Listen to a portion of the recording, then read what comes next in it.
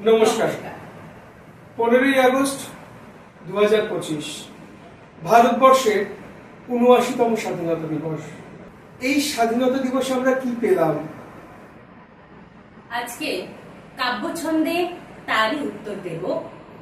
সমীরণ মুখোপাধ্যায়ের লেখা কোন এক স্বাধীনতা সংগ্রামীর জবানবন্দি কবিতা।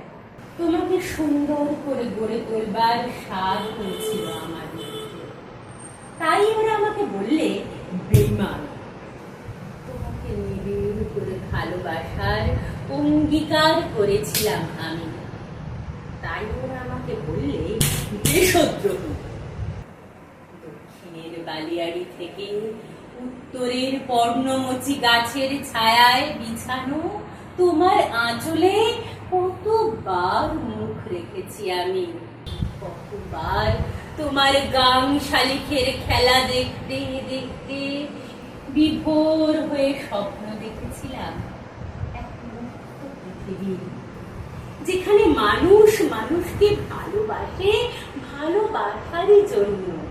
আমি তোমাকে চেয়েছিলাম এক নূতন আবিষ্কারের আনন্দের মতো, যেখানে দেখতে দেখতে গাছগুলো হয়ে ওঠে আশ্চর্য সুন্দর এক গোলাপ, যেখানে নদীগুলো বইতে বইতে হয়ে ওঠে অগাধ সীমাহীন এক সমুদ্র।